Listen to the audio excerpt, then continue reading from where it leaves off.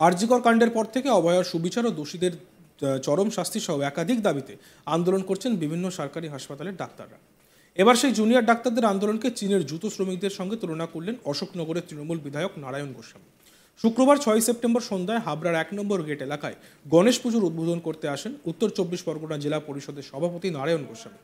সেখানে সাংবাদিকদের প্রশ্নের উত্তরে তিনি জুনিয়র ডাক্তারদের উদ্দেশ্যে বলেন, যেসব জুনিয়র ডাক্তাররা আন্দোলন করছেন তাদের কাছে মানবিকভাবে আবেদন জানাবো, দয়া করে আপনারা হাসপাতালে ফেরুন।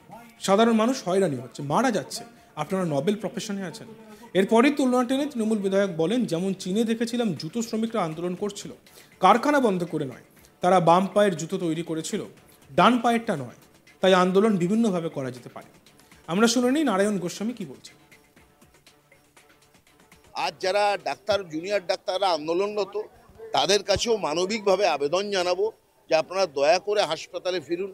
প্রতিদিন লক্ষ লক্ষ রুগী হয়রানি পাচ্ছে, মারা যাচ্ছে, আপনারা নোবেল প্রফেশনে আছেন, দয়া করে আন্দোলন সিস্টেমে করুন।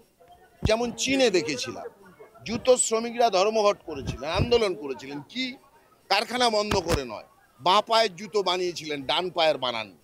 অর্থাৎ আন্দোলন কিন্তু বিভিন্নভাবে করা যেতে পারে, কিন্তু রুগীকে অসুবিধার সম্মুখীন ফেলে মনে হয় একটা কিছু তাদের ভাবা দরকার, সেই মানবিক আবেদন রাখা। আরজিকর কাণ্ডের পর থেকে অভয়ার সুবিচার ও দোষীদের চরম শাস্তি সহ একাধিক দাবিতে জুনিয়র ডাক্তাররা আন্দোলন করছেন এবং সেই আন্দোলনকে চীনের জুতো শ্রমিকদের সঙ্গে তুলনা টানার পরই তাকে নিশানা করেছে বিজেপি।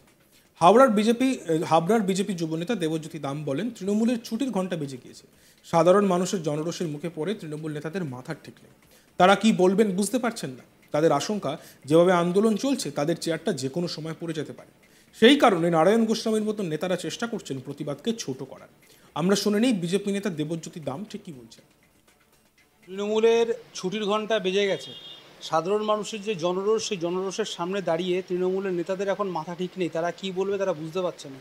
আপনি যে কোনো সময়, সকাল হোক, বিকেল হোক, রাত হোক, আপনি রাস্তায় দেখবেন সাধারণ মানুষের ঢল। সাধারণ মানুষ এই আরজিকর কাণ্ডের সুবিচার পাওয়ার জন্য লড়াই করছে। কিন্তু আমরা দেখতে পাচ্ছি যে এই যে ক্ষমতাশালী যে দল, তৃণমূল দলের লোকজনরা কিন্তু সমানে হেয় করার চেষ্টা করছে এই প্রতিবাদকে। তারা বুঝতে পেরেছে এই প্রতিবাদ যদি দীর্ঘদিন চলে তাহলে তাদের যে চেয়ার, সেই চেয়ারটা কিন্তু ভেঙে পড়ে যাবে।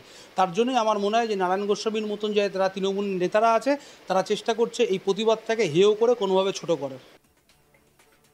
এ নিয়ে আমাদের প্রতিনিধি দীপক দেবনাথের প্রতিবেদন আমরা দেখব। দেখো, আরজিকর ইস্যুতে গোটা রাজ্যে যে ডাক্তারি ছাত্ররা যে আন্দোলন করছেন, সেই আন্দোলনকে চীনের জুতো শ্রমিকদের সাথে তুলনা করেছেন তৃণমূলের বিধায়ক নারায়ণ গোস্বামী। এই নারায়ণ গোস্বামী অশোকনগরের বিধায়ক এবং তিনি উত্তর 24 পরগনা জেলা পরিষদের সভাধিপতি। এবং গতকাল তিনি যখন হাবড়ার একটি অনুষ্ঠানে, অর্থাৎ গণেশ পুজোর অনুষ্ঠানে আসেন এবং সেখানে কিন্তু এরকম একটি বিস্ফোরক মন্তব্য করেন, কিছুটা বলা যায় যে বিতর্কিত মন্তব্য।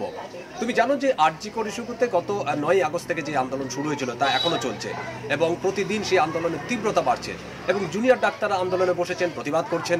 কিন্তু সেই প্রতিবাদ নিয়েই এই নারায়ণ গোস্বামীর এরকম একটি মন্তব্য। তিনি বলেছেন যে আন্দোলন যেটা চলছে সেটা চলুক, কিন্তু আন্দোলনের পাশাপাশি যেন সাধারণ মানুষ, যারা রোগী, যারা আসছেন হাসপাতালে, তারা যেন পরিষেবা থেকে বঞ্চিত না হন।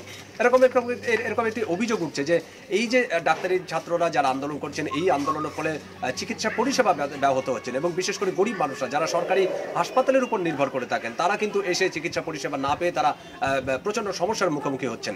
এরকম একটি বিভিন্ন জায়গায় এই যে খবরটা বা রিপোর্ট, সেই রিপোর্টের উপর ভিত্তি করেই কিন্তু এই নারায়ণ গোস্বামীর এরকম একটি মন্তব্য। এবং তিনি বলেছেন যে যেই আন্দোলন চলছে সেই আন্দোলন চলুক, কিন্তু পাশাপাশি মানবিকতার খাতিরে তাদের কাছে অনুরোধ জানাবো, আহ্বান জানাবো, তারা যেন পরিষেবা থেকে মানুষকে বঞ্চিত না করেন, কারণ এটি একটি নোবেল পেশা। তুমি জানো ডাক্তারদের সঙ্গে ডাক্তারকে অনেকেই ভগবানের সাথে তুলনা করেন। এবং এই প্রসঙ্গে তিনি একটি চীনের উদাহরণ টানেন।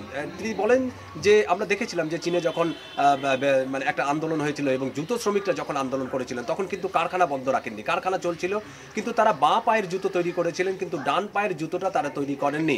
ঠিক এইভাবেই তারা আন্দোলন করেছিলেন, অর্থাৎ আন্দোলন করছিলেন, কারখানা বন্ধ ছিল, আবার ইয়েও বন্ধ ছিল, মানে এক পায়ের জুতো তৈরি করা হয়েছিল আর এক পায়ের জুতো তৈরি করা হচ্ছিল না। কিন্তু স্বাভাবিকভাবেই এই যে আন্দোলন হচ্ছে, যে ডাক্তারি ছাত্ররা যে আন্দোলন করছে, এই আন্দোলনও চলুক, কিন্তু আন্দোলনের পাশাপাশি তারা যেন মানবিকতার দিকটি বিবেচনা করেন এবং সেই দিকটি বিবেচনা করেই যেন তারা এই যে মানুষদের যারা রোগী আছেন তাদেরকে যেন পরিষেবা দিয়ে থাকেন, পরিষেবা যাতে কোথাও মানুষ যেন বঞ্চিত না হন, এরকম একটি মন্তব্য করেছেন। এবং এই মন্তব্যের পরেই কিন্তু বিজেপি নিশানা করেছেন। স্থানীয় যে বিজেপির যে যুব নেতা দেবজ্যোতি দাম, তিনি বলেছেন যে এটাই তৃণমূলের কালচার। আসলে তৃণমূল মানে মানুষজন, মানে সাধারণ মানুষ, রাজ্যের সাধারণ মানুষ যেরকমভাবে জনরোষের শিকার হয়েছেন এই যে তৃণমূলের নেতা নেত্রীরা, স্বাভাবিকভাবেই তারা বুঝে উঠতে পারছেন না যে কোন ধরনের মন্তব্য করবেন। এবং তাদের মধ্যে এরকম একটা আশঙ্কা ঢুকে গেছে তৃণমূল নেতাদের মধ্যে যে আর কিছুদিন পরে হয়তো তাদের গদি ছেড়ে দিতে হবে, গদি ছেড়ে চলে যেতে হবে। এরকম একটি আশঙ্কা থেকেই কিন্তু তৃণমূলের নেতারা, এই নারায়ণ গোস্বামীর মতন তৃণমূল নেতারা কিন্তু ভুলভাল বকছেন। আরজিকর কাণ্ড নিয়ে তোলপাড় গোটা দেশ, গোটা রাজ্য। বিভিন্ন জায়গায় ডাক্তাররা অবস্থান করছেন, জুনিয়র ডাক্তাররা প্রতিবাদ করছেন, কিন্তু তাদের বিরুদ্ধে কটাক্ষ ছুঁড়ে দিচ্ছেন তৃণমূলের বিভিন্ন নেতা নেত্রীরা। শুধু এখানেই শেষ নয়, ডাক্তারদেরকে কসাই বলে আক্রমণ করেছিলেন সোনারপুর উত্তরের বিধায়ক লাভলি মৈত্র। যে সমস্ত চিকিৎসকরা নিজেদের কাজ ছেড়ে আন্দোলন করছেন, দিনের পর দিন তাদেরকে কসাই বলে তীব্র আক্রমণ করেছিলেন সোনারপুর উত্তরের বিধায়ক লাভলি মৈত্র। যে সমস্ত চিকিৎসকরা নিজেদের কাজ ছেড়ে আন্দোলন করছেন, দিনের পর দিন তাদেরকে কসাই বলে তীব্র আক্রমণ করেন। আমরা শুনে নিই বিধায়ক লাভলি মৈত্র কি বলছেন।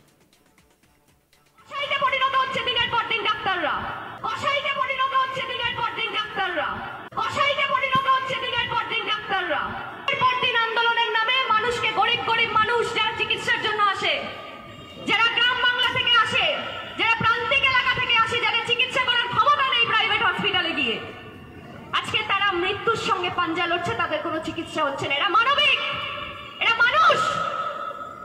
কসাইতে পরিণত হচ্ছে দিনের পর দিন ডাক্তাররা, কসাইতে পরিণত হচ্ছে দিনের পর দিন ডাক্তাররা, কসাইতে পরিণত হচ্ছে দিনের পর দিন ডাক্তাররা, কসাইতে পরিণত হচ্ছে দিনের পর দিন ডাক্তাররা, কসাইতে পরিণত হচ্ছে দিনের পর দিন ডাক্তাররা।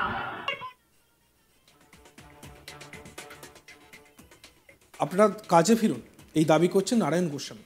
সাধারণ মানুষ হয়রানি হচ্ছেন, মারা যাচ্ছে, আপনারা নোবেল প্রফেশনে আছেন। এরপরই তুলনা টেনে বিধায়ক বলেন, যেমন চীনে দেখেছিলাম জুতো শ্রমিকরা আন্দোলন করছিল, তেমন করুন। কাঞ্চন মল্লিকও এই নিয়ে অনেক কথা বলেছেন, অনেক বিতর্ক সৃষ্টি হয়েছে। আমরা শুনে নিই কাঞ্চন মল্লিক কি বলেছিলেন। যারা কর্মবিরতি করছেন শাসক দলের বিরুদ্ধে বা বলছেন, তারা সরকারি বেতনটা নিচ্ছেন তো না নিচ্ছেন না? মানে আমার প্রশ্ন, বোনাস টোনাস যে হয় তো সরকারি, সেটা নেবেন তো না নেবেন না? মানে আমি এমনি প্রশ্ন। আচ্ছা ধরুন যারা বলছেন এই আমাদের ফেটানি এদিক চারিদিক থেকে, তারা যারা সরকারি কোনো পুরস্কার বা ইত্যাদি নিয়েছিলেন, তারা ফেরত দেবেন না? বলুন, ফেরত দিয়ে দিচ্ছি। কেননা যদি আপনাদের কোনো কারণ মধ্যে গণতান্ত্রিক অধিকার আছে আপনাদের, তাহলে বলুন ফেরত দিয়ে দেবেন। এত সত্ত্বেও আমরা আবার বলছি, আমরা দোষীদের দৃষ্টান্তমূলক শাস্তি চাইছি।